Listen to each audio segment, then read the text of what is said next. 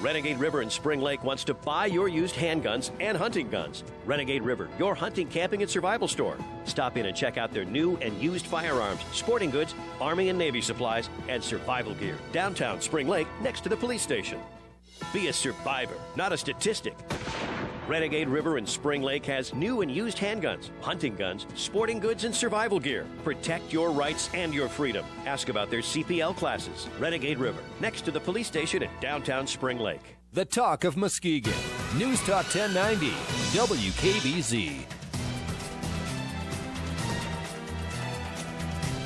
Welcome to the Mike Hewitt Show. My name is Mike Hewitt, and today in the studio with me, Jim Riley. Welcome back. Thank you for having me. Great day. Very nice. And like a rose between two thorns, with us is Gina Rinke. Welcome. Thank you very much. Thank you for having me. Hey, this show, we've really kind of focused on the election cycle this year. We started early in the primaries, and through a lot of the shows, we've talked to a bunch of different candidates, and this is the final show before the big general election day. So what I wanted to do today is pause on some of the other directions and maybe do a top-down review of candidates, and especially let's focus a little bit somewhere during one of the segments on the judiciary and things that a lot of folks don't necessarily keep track of, or they're not necessarily aware of who the players are with these what seems like endless TV and print media commercials. But before we get going, folks, if you've got a question or a comment, the show phone number is 855-357-1911. And Jim, did you have a chance for you and Honey Bunch with a wedding coming up to get a hold of our Dine to Dine Catering? That is one of our sponsors. Well, actually, no. Jim, it's an easy phone call. Well, let's not get people scared out there. There's no wedding coming up. But listen, if you are getting married or have got some other event and you need some catering, give Design to Dine Catering a phone call. Their number is 616-259-0286. Jim, you want to start us off at I know you've got a ballot in your hand, so who's top of the ticket in the great state of Michigan? Well, I'd like to address that, but could I just make one comment? And this has to do, because you started off mentioning all of the advertising that we're seeing. It is endless. You can go for 5, 6, 7, 8-minute breaks in some of the channels, and you'll see all of these television advertisements, and certainly radio too, all accusing their opponents of being, baby squashers and an evil incarnate.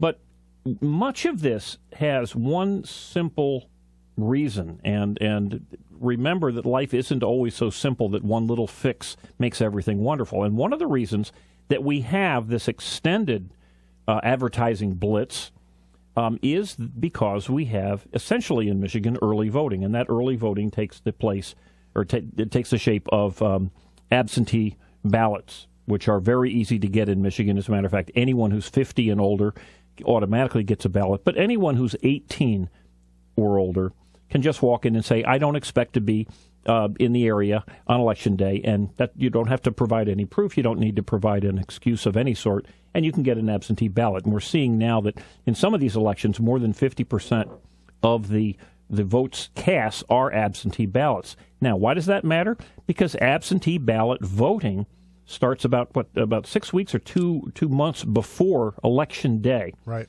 So if you don't like all of this television advertising, and if you don't like all of the money that is necessary to get involved in the advertising at every level, I mean, you see them on the internet, you see them certainly in the mailers. If you don't like this kind of advertising, then you might be interested in reviewing your politician's view and your own stance on this early voting, because it necessitates getting the message out. If you are a politician, it necessitates getting that message out from the moment or just prior to actually the time when these absentee ballots are sent out. So we're seeing the cost, we're seeing the advertising mania in good measure because of something that a lot of people think is a good idea, which is extended voting time. So you can fix it if you make some noise to your politicians. Were you just advocating for the absentee ballot? Is that kind of what you were doing? No, I had really little to say on that. What I was most interested in is letting people are complaining all the time. Oh, my golly, you started the show off saying, oh, my golly, we're seeing all of this advertising. Well, there's a reason for it. I got to tell you, as a candidate gone by, one of the things I found, not one of the single most frustrating thing I found as a candidate for state rep a number of years ago was just trying to get the electorate to pay attention. That to me was, it's probably, I don't see myself ever running for office again, and that's the number one reason why, is it takes a boatload of money, and at that level it comes out of the individual candidates' pockets and not out of the evil lobbyists' pockets. It comes right from the people that are trying to participate because they believe in what they're doing. And spend $40,000 of your own money, quit your own job to do it because you care that much to end up with a 7% eligible voter turnout in the primary. I find that very frustrating, but my point is that's why they're spending all of this money, because it takes Marketing 101 says it takes 60 impressions just for the average person to remember a name, much less a message. And that's just so frustrating when I'm one of those people that consider it a civic duty, not a responsibility, not something you ought to do, golly gee. It is a civic duty in my mind to get involved and to vote. So what say you, Gina? Well, I mean, voting, come on, people. This is what this country was founded on. If you're not going to get out and vote, I don't want to hear anybody complaining. And that's what everybody's doing, is complain. But when you look at the percentage of people who actually go out and vote, when that's a dismal 25%, I have a big problem with that. Then you don't have a voice. If you're not going to vote, you don't have a voice, and you don't have the right to complain either. Man, do I agree with that. So, no kidding. Okay. I love technicals. Oh, okay. Well, then we're going to share a mic here. We're just a little bit of a technical issue. Oh, well, we're doing all sorts of things. He wants you to share Jim, that one. I'm getting closer to Well, he doesn't want that. There we go. There, let's try that. Try that one, Gina. Let's see if we've got you on the air. Hey, is that working? Yes. All Yep, right. I can hear it right away. Very, very nice. All right. Well, let me just jump in here, because you asked about the ballot, and I did get myself an absentee ballot, and I'm looking at it right now. And one thing I found, and this is why I do believe it's so important to educate yourself, take the time. It's one thing to vote; it's another thing to be an educated, knowledgeable voter. In Michigan, for this election that will be happening on Tuesday, there are 6 party tickets that you can vote straight party ticket on. They are, of course, the Republican and the Democrat, but there's also the Libertarian, the U.S. Taxpayers Party, the Green Party, and the Natural Law Party. And unless you're familiar with those other 4, then perhaps maybe you're not. You're going to be a little befuddled when time comes to cast your ballot. Take the top of the ticket. Most of us, of course, are familiar with Rick Snyder and Brian Calley, who are the Republican nominees for the governorship and lieutenant governor. The Democrat side is Mark Schauer and Lisa Brown. But how about Mary Boesma and Scott Bowman, or Mark McFarland and Richard Mendoza, or Paul Homanuk and Candace Cavaney? These are all candidates for the governorship. And again, if you're not familiar, if you're one of these folks that walks in and just goes straight party, that's one thing. Of course, if you do that, you will not be able. You'll miss many of the votes for judge and the proposals and that sort. But really, do your homework. Get online. You can go to vote.com, Secretary of State's site. I believe it's sosmi.org.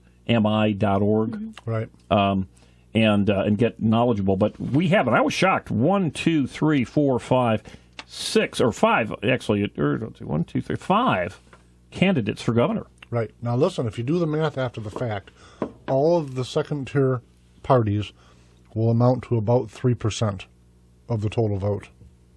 That's been pretty consistent for the last number of years. The problem that I have with that and with them, listen, I don't take away their right to do and be a party and to have candidates. But when you get an example is right here in the district we're sitting in for the state house race with Holly Hughes and Lamonte. You've got a Libertarian candidate again running. That person will by far and large take votes from the Republican and not the Democrat parties. In this instance, I think that may not be the case. Okay. From what we're hearing from people who are, and you're referring to Alan Jagger, who is running for the State House seat against Lamonte and Holly Hughes. Alan Jagger is a past county commissioner running as an independent. I think it appears that certainly many of the issues that he has made important tend to be either libertarian or even Democrat issues. Okay. So I think are you saying he tends to be a libertarian-leaning left? Yes. If you listen to what he said, and if you looked at his Facebook posts and things of that sort, yes, he seems to be pro-union. He is certainly pro-legalizing most of the drugs. Very, very vocally pro-gay rights and things of that sort. So I think we'll see. But he's not a classic third-party Tea Party type in any way. That's going to be an interesting race to take a peek at on Wednesday morning. We do the Wednesday morning quarterbacking. Yes, it will be. Fascinating. So, listen, at the top of the ticket, we've been looking at the two primary candidates, or the two majority party candidates, is Schauer and Snyder, correct? That is correct. Who are you supporting, Jim? I voted for Mary Boozma. Okay. Who is the libertarian. I am a conservative, as you know, and I do not believe that Governor Snyder is a conservative. I believe in terms of who he is, he's a far better man, and he would be a far better manager than Mark Schauer. But I believe that many of the promises that we were given by Republicans, and in this case Governor Snyder, about being fiscally responsible, were thrown out the window. The $300 million bailout of the union, the Detroit unions, the expansion of Medicaid, which will be totally unfunded just a few years down the road. So I couldn't vote for the governor. I could not vote for the Democrat, so I'm voting for the Libertarian Party. Gina, what do you think in that race? I'm voting for gridlock. Gridlock is... I'm voting for gridlock. I'm not voting for any candidate listed. I'm doing a write-in. Okay. Rick Snyder has not earned my... Oh, yeah. And that there's an open space on the ballot, at least on the absentee ballot, and I'm sure that there is an open space, although I don't know how you would do it in the voting booth, but you can vote for anyone else that you prefer. Is it a cartoon character? Is it Donald Duck? No, it's John Galt. I'm voting for John Galt. And we know who he is. Yes, we do. He may get a lot of votes. Listen, one of the things that I was really looking forward to with this particular panel is because the three of us bring very different views on this topic.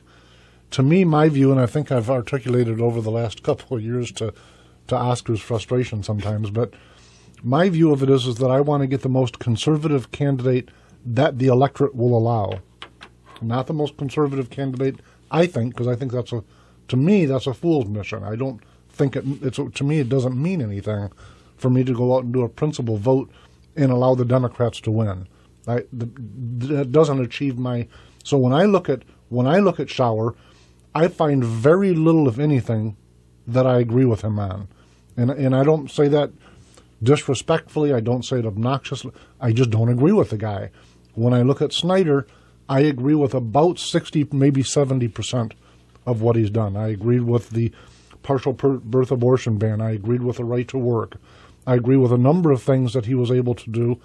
On the other hand, there's been a lot of things that I've talked about on this radio show that I passionately disagree with him on. The primary's over. I'm not interested in having a socialist in office, so we can debate what Snyder's politics is, but he appears to be, at least with the choices we have before us, the most conservative that the electorate will allow, and therefore he gets my vote. Well, there's one of my favorite conservative pundits, whose name escapes me right now, the blonde Ann Coulter. Ann Coulter, who said when she was not happy with the John McCain candidacy, she said, "Get drunk and vote McCain," and that's what we call the hold your nose and vote point of view, the best of the worst. And a lot of people agree with that. Listen, I got to tell you, I don't just rest at that point. Where I think you and I agree, maybe all three of us, regardless of how we're going to view this particular race, the greater issue is to try to educate the electorate. That's why I do this show, to say, let's find some mechanism. What can Mike Hewitt do that will help to advance conservatism, or frankly, in my case, classical liberalism? I'm far more of a Jeffersonian than anything else. So I look at this show as what is my input to try to advance that. And in the meantime, I try to keep the marker as close to conservatism as I can. And in this case, for me, that's Snyder. But isn't voting for someone who runs as a conservative, but actually as a politician is far from conservative? As a matter of fact, is actually very, very hardcore union liberal in much of his governance. Isn't that just reinforcing the concept of, hey, we'll vote for anybody. You can betray us at will. We're really no different than those the minority Democrats in Detroit who consistently voted Democrat, got nothing in return. And thank you for saying that. And thank you for thanking me. Mm-hmm. Oh my goodness, we should have brought machetes. Listen, I don't. We think thought about it. I don't think he campaigned as a conservative. No, I think he campaigned as exactly what he is, whether we like it or not, and that's who the electorate chose. And then they had another opportunity, and they chose him again in the primary. And here we are in the general saying, do you want hard left socialism? Because that's who Schauer is. Absolutely, or yes. Or do you want a middle-of-the-road guy who ran as a centrist, and that's what he is? Folks, we're going to a break. We'll be right back.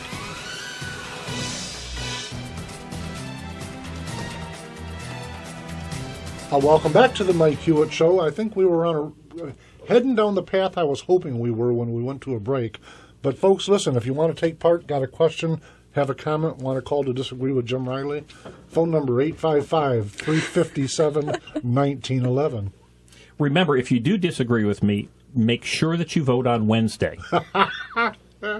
Critically important that if you disagree, that you hold your vote till Wednesday, when it will have the most powerful impact. Wednesday. Very, very nice. Hey, I just want to add one thing.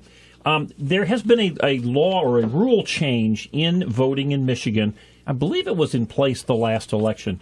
But you are now able to vote straight party ticket and still vote for a different party candidate down the way. So in other words, if you wanted to vote straight Democrat Party, and you wanted in one election, in the case here, let's say you wanted to vote for Holly Hughes, who was the Republican, you could vote the straight party ticket Democrat, vote for Holly Hughes, and your ballot will count. It wasn't too long ago that the ballot would have been what they call a spoiled ballot, but you can do that now. I really recommend you take your time and go through each one, but that's a change that a lot of people are not aware of. Let's segue ourselves to the Senate race.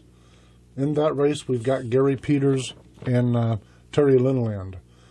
Jim, where are you at? Who are you voting for in that race? I voted for Terry Lindland. She's the Republican. Okay. She has yet to betray us as a politician. She was, I think, quite an effective Secretary of State. She was, at least 2 terms. A very popular politician statewide. And I find it interesting that our state, the polls show that she's quite a bit behind her opponent in that race. At the same time, with Governor Snyder having what appears to be a pretty comfortable lead. So what you're going to have is a lot of Democrats splitting ticket here. No, and I think what's important for listeners to follow is that some of the polls we're watching are what they call push polls. So they're a candidate. One of the candidates' campaigns are doing their own polling that have it weighted in a certain fashion, or they verbalize the question in a certain fashion to get a very true, to get a reasonable expectation that complements their candidate. So sometimes it's very, very difficult to read the tea leaves from these polls. If I was looking at one from Election Projection, and it showed a timeline from back in the middle of 2013 when it was obvious that Terry Land was going to be a candidate, and it was speculated that Peters would be. And it follows how a typical line graph where Terry Land was on top for a while, she was down below, but it was a 2 or 3% race. And now recently it looks like there's an 8 or, depending on which poll, an 8 or 9% advantage to Gary Peters in that race. Who is a Democrat. And the irony to that is that if you follow typical populist rhetoric, is that when you forget party allegiance for a minute, but the typical populist rhetoric is to not like the retail politician, meaning the politician that is the most savvy, the most, when it comes to like a salesperson, the most equipped to project their message. An example, I watched Gary Peters' commercial with the holes in the shoes, and the sweatshirt and the almost Mayberry RFD flavor. And the irony to it is that when you look at his record, so it's not my ideology, it's just me contrasting what he is projecting in his commercials, which is really good, by the way. His messaging is really strong for central Michigan voters, the centralized people in the middle heading towards left. But when you compare that message to his voting record, oh my God, it's different. This guy was the keynote speaker at the Greater Democratic Socialist Party of America. And I'm thinking, that's not ho-hum, sit around, drink coffee, and eat donuts with. That's not who that person is.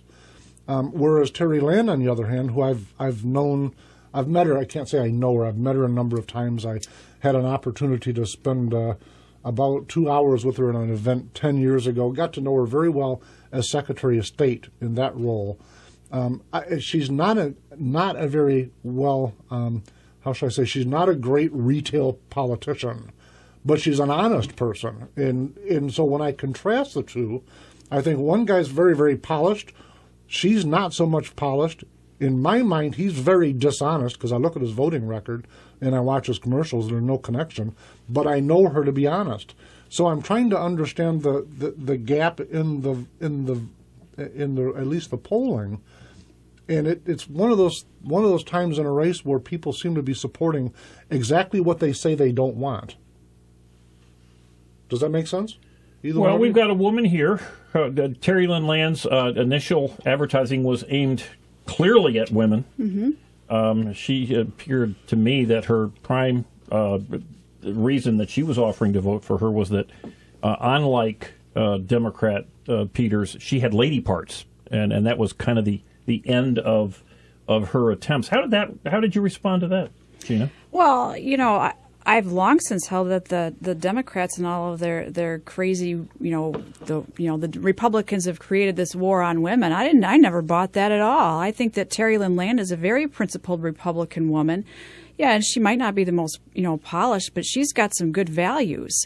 And for that, and for the fact that she's willing to stand on the platform and believe in it and act it, she hasn't spoiled, she hasn't done anything dishonest that I can see. Why do you think that she went pretty quickly from leading this race to really kind of falling off a cliff, if these polls are to be believed? Well, I think that there are two parts. One part is she started betting on a strategy that's very risky and I wouldn't have used as a candidate, and that's where she didn't do a lot of rallies. She hasn't done rallies. She hasn't done, debating.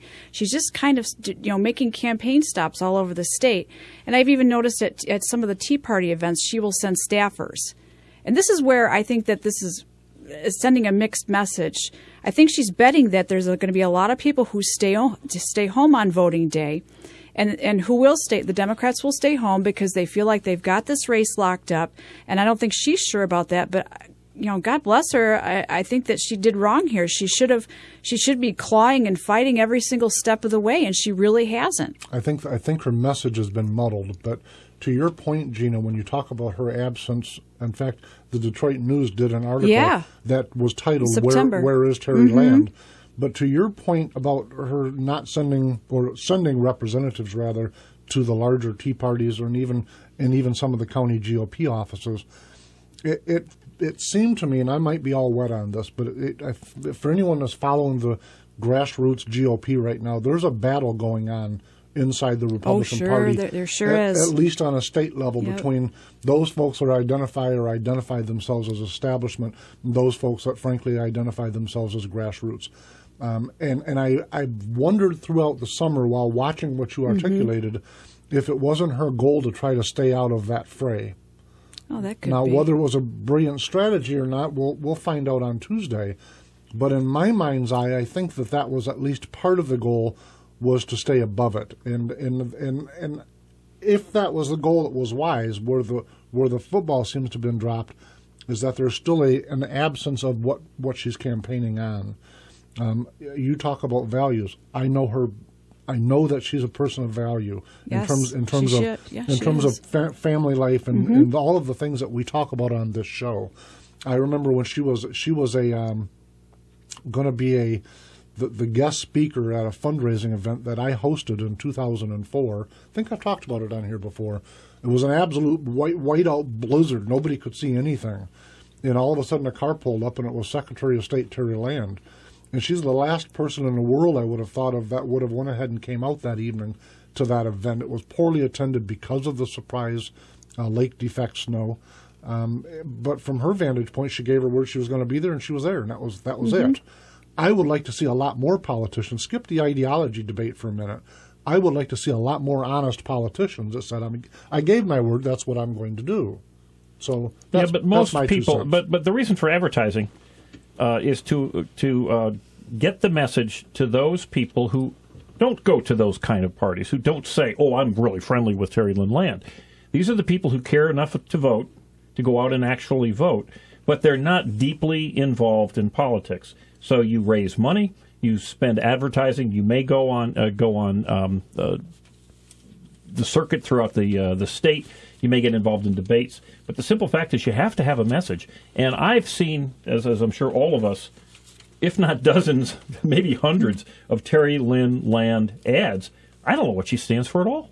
I mean, I voted for her, but really, those ads did not impart any reason to vote for her. The ads against her by Gary Peters were real clear. He's a great guy, and she's not. Right. I got to tell you, I agree with what you said. What I find fascinating is if you did a poll of people across Michigan, forget party affiliation, whether they're independent, Constitution Got Party, a big whatever. poll coming up on Tuesday. Yeah, you do. But forget that part for a minute. If you just sat down and did an informal conversation poll, like we're doing right now, we're kind of polling each other. I think the one thing that crosses all party lines is, do you want an honest person to serve in whatever office we're talking about? And I think, generally speaking, the Democrats, the Republicans, the Libertarians, everyone will say, yes, please find us an honest politician. So when I look at his commercials and I look at his voting record, that's not honest. Now, is she not a retail salesperson? I agree she's not, but she's honest. So I find that a little bit of a disconnect, keeping in mind that I recognize your points, Jim, I agree with you, but I believe it's a civic duty for people to look for the background of these people they're going to vote for. I think that's why I've wanted the three of us on here today, because I think we've all sat down and in good conscience said, what choice do I need to make, each one of us individually, in these races? So that's where I find the disconnect. Well, what about the pulling of the funding of from her airtime? Wasn't it the National Senate? I don't know, something. Yeah, the National Republican Senate Committee. Yes, they pulled funding for her well, they believed, campaign. and I believe correctly so. They have a limited amount of money, which they use to put into those races where they believe the race is close enough that the extra money will, in fact, affect the ultimate result in the race. And they made a decision that I suspect any one of us would have made in the same place, was that what was happening here in Michigan, no amount of, or at least not the amount of money that they had available, was going to be able to overcome the deficit that she had built herself after having a nice lead. Now, I would say, thankfully, they're taking that money and they're putting it into some of these races that we're hearing about, like in Kansas and some of the other states that are very, very close. That's a decision that people at the top make. Sometimes they're very tough. But sometimes you look at a campaign and you say, hey, this is a very poorly run campaign, and I believe that's why Terry Lynn Land, who may very well be the better person, certainly the more honest in all of our views, is probably going to be a private citizen come Tuesday evening. It's interesting when you look at the poll I was talking about. That's a line graph from Election Projection. Folks can go to electionprojection.com and look at it. But you can even pick the week out, watching the two lines go across of her and of him on a weekly basis. You can even figure out which week that the RNC decided to pull their money. Not the RNC, but the Senate Campaign Committee. You can see it right away. That's when the gap started to increase, because a lot of grassroots Republicans said, okay, she's cooked, forget it. Right, that's exactly what happened. And I think that for the voters who are less informed than maybe we all are, they thought, oh, well, okay, they're pulling their funding. They don't believe in her either. No, and so maybe that had something to do with it. Well, but it's true. They didn't believe in her, right. not her as a person, but as in her ability to win the race. Her candidacy. Yes. And by the way, that was not an announcement by the Republican committee, and the same kind of thing happens on the Democrat side. What happens now is that there are operatives working in advertising agencies, and they see where the money stops and doesn't, and then they report that as news. But the National Republican Senate Committee didn't come out and say, hey, we think she's going to lose, we're not going to give her any money. No. They found the media found the information inside and reported it, as well they should. Let's move on if we can. Supreme Court, Michigan Supreme Court, may be specific. In Michigan, the Supreme Court, they're elected. They're not appointed by the president or by the governor. These folks are elected. And by the way, folks, I am using a voter guide that was advanced by MichiganFamily.org. That's where I'm getting mine from. Some folks dropped this off at Renegade River, asked me to do, and so I brought it in this morning. What I find fascinating about it is MichiganFamily.org. These folks sent out a survey to almost all of the candidates, and the Democrats, almost across the board, elected not to respond. And they didn't respond to phone calls, emails, and a written request from MichiganFamily.org to have their positions included. I say that because I'm looking at the Supreme Court page. Please select two Supreme Court justice candidates. It starts out with Richard Bernstein, which whenever I say that, I think it's 1-800-CALL-SAM, which is where that many millions of dollar campaign is being turned from. If you get on to go to Michigan Secretary of State, you can look up campaign finance disclosures, and you're going to see where all the dough came from that funds all of the internet, the TV, and the radio commercials behind that guy. For whatever reason, if you can imagine, he didn't want to respond to MichiganFamily.org. He did not, I'm quoting, candidate chose not to respond. Whereas James Redford... He, by the way, last poll I saw was leading significantly. Bernstein? Of all of the, yes. Bernstein's way out I in didn't front. know that. Bernstein is way out in front Wow. of Jim Redford. But keep in mind that this guy has spent a ton of dough, and most folks are not seeing these races as ideological partisan races, even though they very much are. So you've got Bill Murphy, who was nominated by the Democrat Party in convention, like we did with our people within the Republican State Convention. Bernstein, same, he didn't respond. And the other two choices you have from this particular section is James Redford, who was from West Michigan. But I think I saw that'd be the first time we've had someone from West Michigan sit on the Michigan Supreme Court since the dawning of time. I've met Jim Redford. I liked him because he didn't seem. I will be voting for him, but my reason isn't partisan. It is, maybe some folks will say yes, it is. But to me, when he makes a decision, and we have history to review the accuracy of what he's campaigning on, because he is a current judge, he appears to be using law that our legislators have passed and the Michigan and U.S. constitutions to arrive at decision-making in various cases. I say that because I don't perceive that as ideological to follow the law, even though I know some people do. Well, let me repeat what you started saying here, though. This is critically important. More and more, certainly at the national level, the Supreme Court of the United States of America decides what is going to be law. We see this. More and more in the state of Michigan, the Michigan Supreme Court decides what is going to be law. And these candidates, and for actually two courts, there are going to be three that will be elected. They are nonpartisan. So if you say, oh, I'm a Republican, I'm going to go in and go straight ticket, or I'm a Democrat and go straight ticket, these are not part of any straight ticket vote. You must, if you're going to vote in the nonpartisan section for the Justice of the Supreme Court of Michigan, and there are three openings, you must know what you're going to do in advance, or you very likely will choose not to vote, or you'll make a mistake. So the first section of the names that I read off were Richard Bernstein, Bill Murphy, who are both Democrats, James Redford, and Bill Zara. Brian Zara. Brian Zara, who, by the way, is the incumbent right now. Well, there's another one, Doug Dern. This is only listing these two, but you're off into the... I'm looking at the ballot. Doug Dern is one of the 5 choices. Okay, read the choices if you would, Jim. Doug Dern, Bill Murphy, James Robert Redford, Brian Zara, who is an incumbent, and they list below his name, it says Justice of the Supreme Court, and then Richard Bernstein. I do believe that the order is changed on various ballots. But there are 5. And it says you pick 2, vote for not more than 2. If you vote for 3, that will be a spoiled ballot. Folks, we're going to go to a break, and when we come back, we're going to mop this whole election drama up. Be a survivor, not a statistic. Renegade River in Spring Lake has new and used handguns, hunting guns, sporting goods, and survival gear. Protect your rights and your freedom. Ask about their CPL classes. Renegade River, next to the police station in downtown Spring Lake.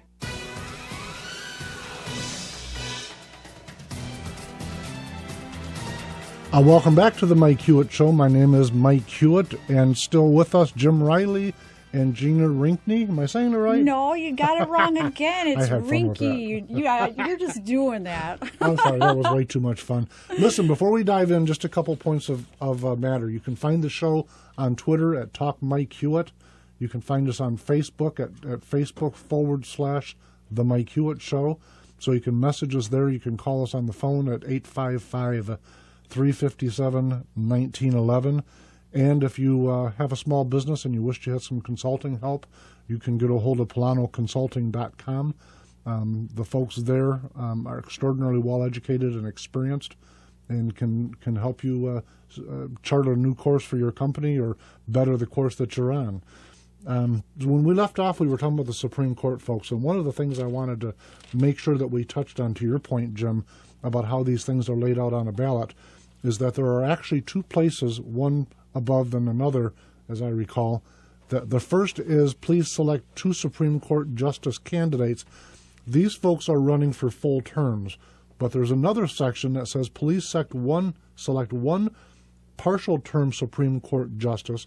Whoever that is will be filling the vacancy left by the lady that got herself in trouble with financial shenanigans. Well, she was a Democrat, and can't remember her name, but she was a very attractive Democrat, and she was forced out because of some very high-level financial shenanigans. I think actually she does face some jail time if she's convicted. This is a big deal. She was firmly, solidly, loudly supported by the Democrat Party. That's the kind of candidate that the Democrat Party supports in Michigan.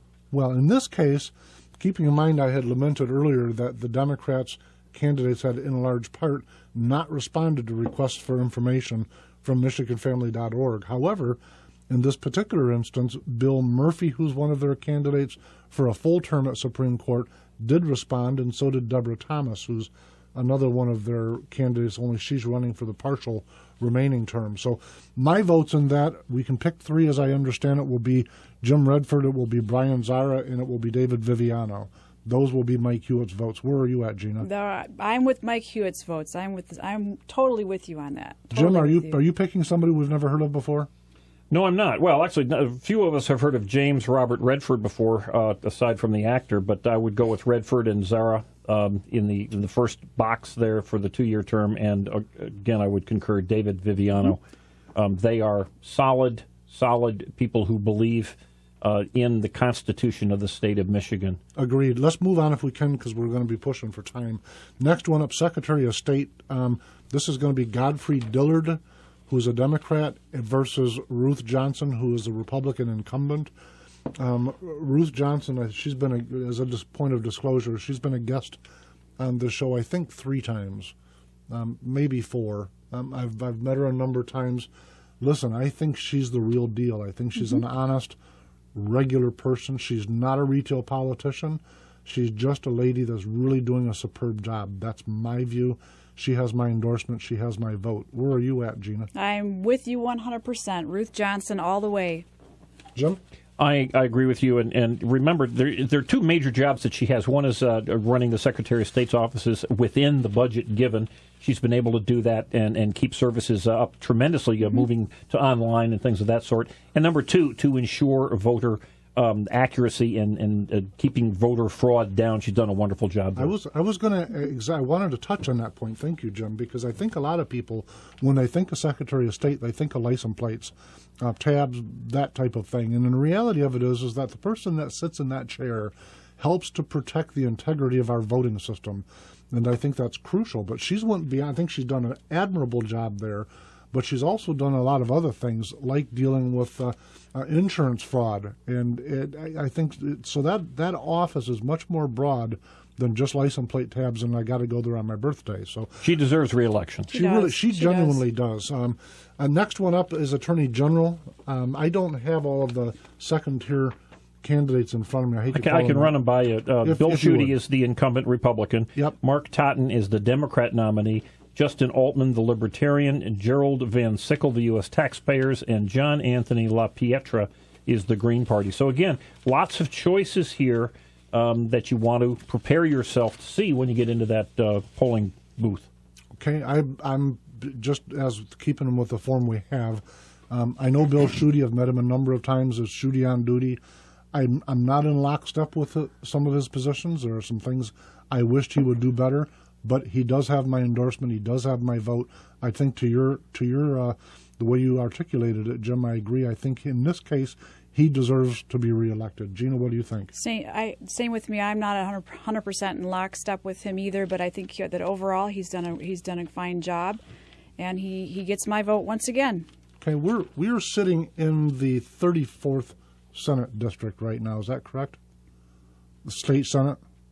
Yes, we are. For Jeff. That's Jeff Hansen running against Democrat Kathy Forbes. Okay, now it's kind of the same thing. I like Jeff Hansen. He's been on the show one time, 5 times. He's been on a lot. Yeah. Well, on the Mike Hewitt show, he's only been on once or twice. No, he was on just last year anniversary show. You're right. Yeah. I stand corrected. Okay, he's been on a whole blob of times. Listen, I don't agree with Jeff on some issues. Same as I said about Schuette.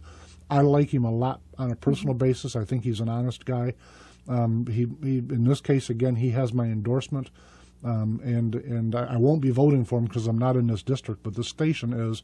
A lot of the folks listening will have that opportunity to vote, and he has my endorsement. Jim, where are you?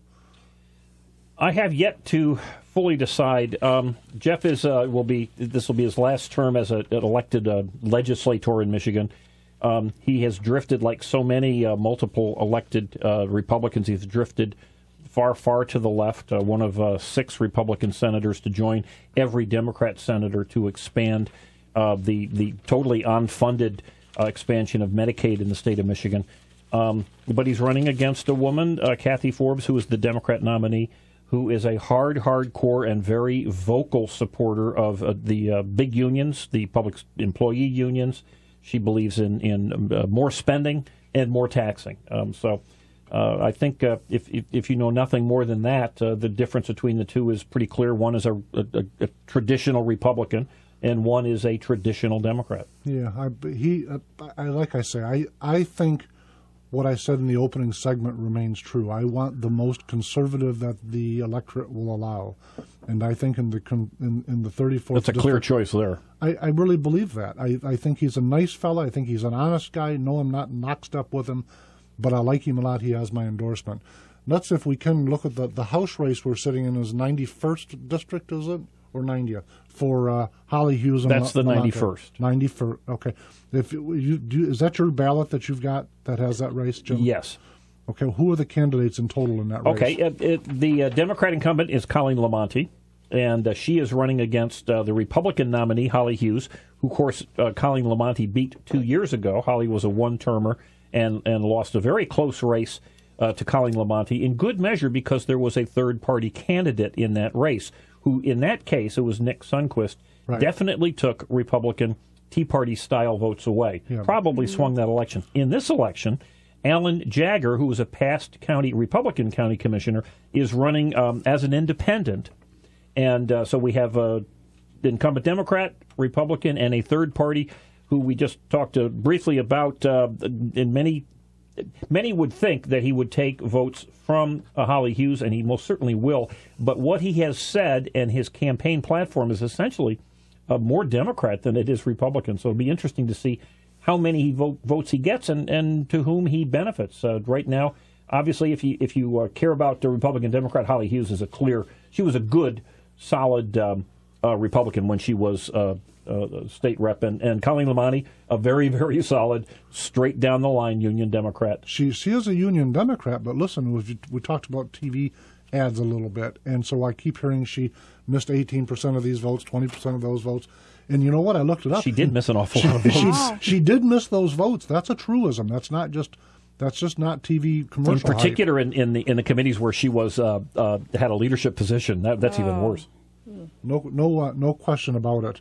The other race, and we've had Ken Berman.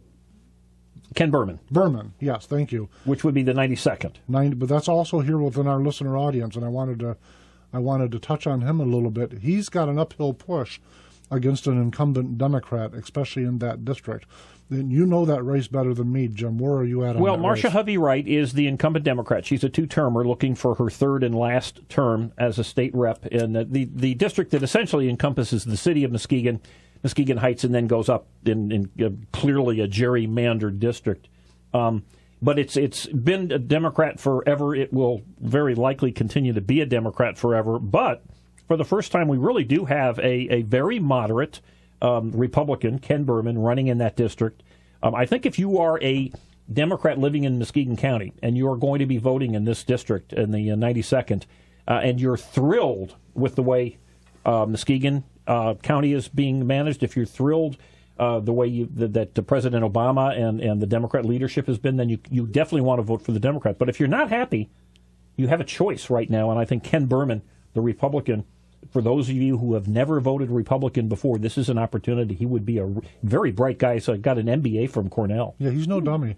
Listen, and also in the listener circle is my own state house race, which is the incumbent Amanda Price.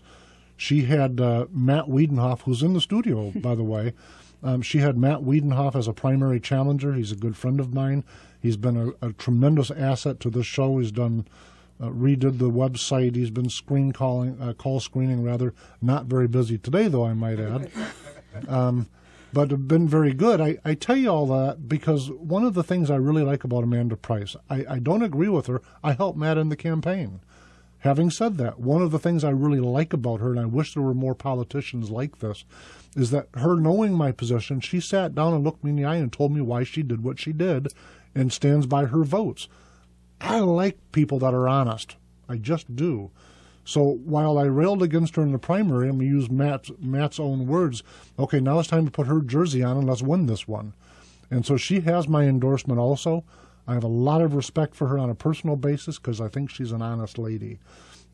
Gina, what's going on in your district before we think we've down to about a minute or two? We have, I live in the 28th Senate district. Peter McGregor is the Republican who I will be voting for, and then Deb Havens, who's the Democrat, and Ted Gerard, the Taxpayers Party. And then Representative in State Legislature, Rob Verheulen, who's the incumbent, versus Richard Erdman. I will not vote for Rob Verheulen. I would never hold my nose and vote for him ever, ever. And the reason for that is? The reason for that is he's so far to the left. He will work with when he brings. He's for public transportation to the max. Spend, spend, spend. Wow. Don't vote for Rob. No way. Matt, you are a candidate for the most important election, Grand Haven School Board. Yes, it's Grand true. Haven School Board? Yes, sir. Listen, I got to tell you, I think that is one of the most important. It is. Because the one thing I beat up on constantly is we have got to educate people, okay? But the reason I invited you to come back in here for our final 30 seconds, what did you say, 30 seconds? 30 seconds is there's 5 write-in candidates, your write-in candidate, Wiedenhoff, and I want to say like about 5 times Wiedenhoff. It's a write-in candidate. Remember Matthew Wiedenhoff. I say that because he's the only educator that's any of the rest of the people. Mm-hmm. One guy that got almost threw off the board is running again. I have no clue why. One guy is back after he withdrew to run again because he doesn't want that guy in.